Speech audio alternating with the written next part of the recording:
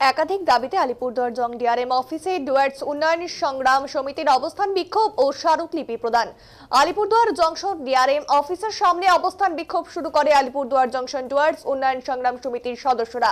জানা গেছে, জংশনে রেলের জায়গায় সুপার স্পেশালিটি হাসপাতাল এবং হাসিমারা এয়ারপোর্টের দাবিতে শুক্রবার আলিপুরদুয়ার জংশন এলাকায় 8 ঘন্টা ধর্মঘটের ডাক দেয় ডুয়ার্স উন্নয়ন সংগ্রাম সমিতি। এলাকার ব্যবসায়ীরা সকাল থেকে দোকানপাট এবং বাজারঘাট বন্ধ রেখে ধর্মঘটের সমর্থন করেন। ঘটনায় স্তব্ধ জংশন এলাকার একই দাবিতে এদিন আলিপুরদুয়ার জংশন রেল স্টেশন থেকে একটি বিক্ষোভ মিছিল আয়োজিত হয়।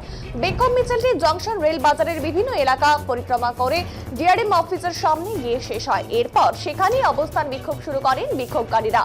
জানা গেছে, বিক্ষোভ মিছিলে সমিতির সদস্য এবং এলাকার ব্যবসায়ীদের পাশাপাশি পা মেলান আলিপুরদুয়ারের বিধায়ক সুমন কাঞ্জিলাল ও প্রাক্তন বিধায়ক সৌরভ চক্রবর্তী।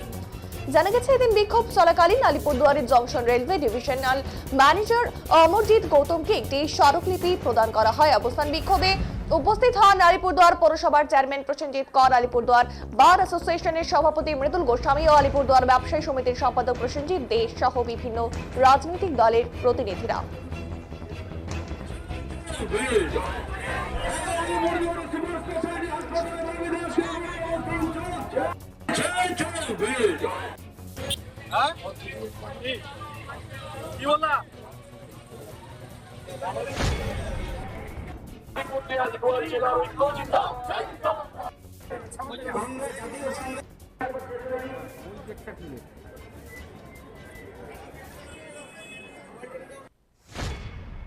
আমাদের আজকে যে ডুয়ার্স উন্নয়ন সংগ্রাম কমিটি, যে ডুয়ার্স কমিটিটা গঠন হয়েছে মূলত 3টা কারণে। আমরা আলিপুরদুয়ার জংশনে যে সুপার মাল্টি স্পেশালিটি হসপিটাল হওয়ার কথা ছিল, কি অদৃশ্য কারণে সেটা এখনো হচ্ছে না। কেন হচ্ছে না এটার কারণ জানা, এমন এটাকে করতে হবে আলিপুরদুয়ারে, এই একটা দাবি। দ্বিতীয় দাবি, হাসিমারাতে অসামরিক একটা যে বিমান হওয়ার কথা ছিল, এয়ারপোর্ট হওয়ার কথা ছিল, সেটাও বন্ধ হয়ে আছে। কেন হচ্ছে না এটা আমাদের আজকে জানার বিষয়, এবং আগামীতে এটা করতে হবে, এটা আমাদের দাবির মধ্যে আছে। তৃতীয়ত, এই যে রেল এলাকার মধ্যে যারা বসবাস করে তাদের যে উচ্ছেদের নোটিশ দিয়েছে, এটা পুনর্বাসন না দিয়ে যেন উচ্ছেদ না করা হয়, সেটা আমাদের আন্দোলন। সেই আন্দোলনকে সামনে রেখে আজকে আমরা ডুয়ার্স উন্নয়ন সংগ্রাম কমিটি এতদ অঞ্চলে এখানে আমরা 4টা ব্যবসা সমিতি এক হয়েছি।